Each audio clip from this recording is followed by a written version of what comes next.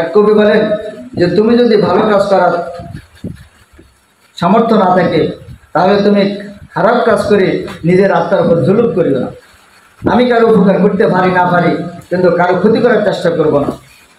যদি ক্ষতি করি এই জন্য আমি সব নিয়ে উপস্থিত হওয়া সত্ত্বেও আমাকে শেষ পর্যন্ত জাহান্নামে যাইতে হবে গুনার প্রদানে। আর আমি আপনি আল্লাহ তাআলা আমাকে আপনাকে একাই ফেলতেছেন, একাই রিজিক একাই সব কিছু করতেছেন। এই জন্য সমস্ত কিছু যত নেক আমল করি না কেন একমাত্র আল্লাহ তাআলা রেজামতের জন্য করব।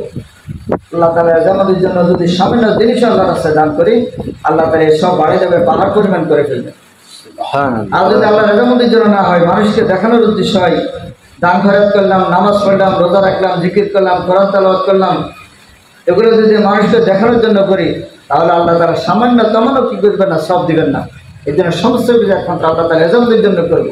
মানুষ কি বলবে না বলো, আমার এইগুলো দেখার বিষয় না, আমার আল্লাহ তাআলা যেন খুশি হয়, এদিকে থাকবে।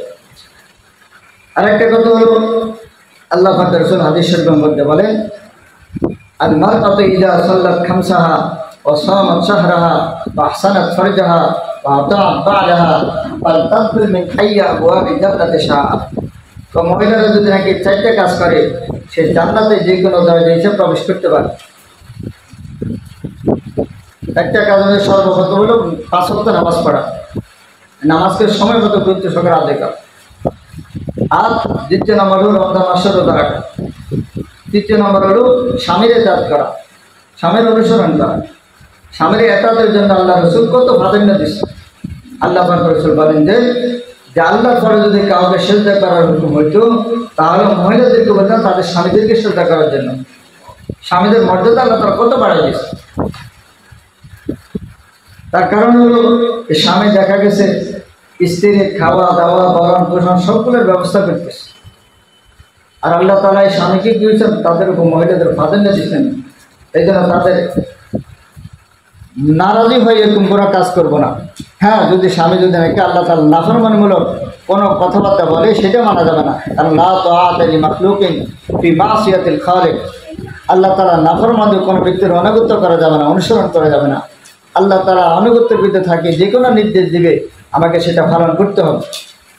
এই জন্য আমরা কি করব, ছোটদেরকে স্নেহ করব, স্বামীদের ইতাআত করব, মুরব্বীদের কথা মেনে চলব। আর বিশেষ করে আমরা যারা এখানে উপস্থিত হয়েছি দাওয়াত ও তাবলীগের নিসবতে এখানে আসছি, আমাদের ভিতরে একটু পরিবর্তন আসতে হবে। আগে আমাদের ভিতরে যেরকম ছিল এখন আমাদেরকে সঠিক লাইনে আসতে হবে। আমার ভিতরে যত কুঅভ্যাস ছিল, খারাপ অভ্যাস ছিল, মানুষের সাথে কথাবার্তা গরম হয়ে যাওয়া, খারাপ আচরণ দেওয়া, আমাকে পরিবর্তন আসতে হবে। আগে স্বামীদের কথা ঠিকঠাক মতো মানতাম না, নিজের ইচ্ছা মতো যা ইচ্ছা তাই করতাম, নিজের ইচ্ছা মতো যে সমস্ত জায়গায় যা ইচ্ছা যাই চলে যেতাম। এখন থেকে আমি কি করব, তাদের অনধিকারের মধ্যে চলার চেষ্টা করব। তা আল্লাহ পাক রাসূল বলেন যে মহিলারা 5 ওয়াক্ত নামাজ ঠিকমতো আদায় করবে, রমজান মাসে রোজা রাখবে, স্বামীর ইতাআত করবে, আর নিজের শরীরের হেফাজত করবে। নিজের শরীরের হেফাজতের দ্বারা হেফাজত হবে কিসের মাধ্যমে, পর্দার মাধ্যমে, বেপর্দার মধ্যে না চলা। আল্লাহ তাআলা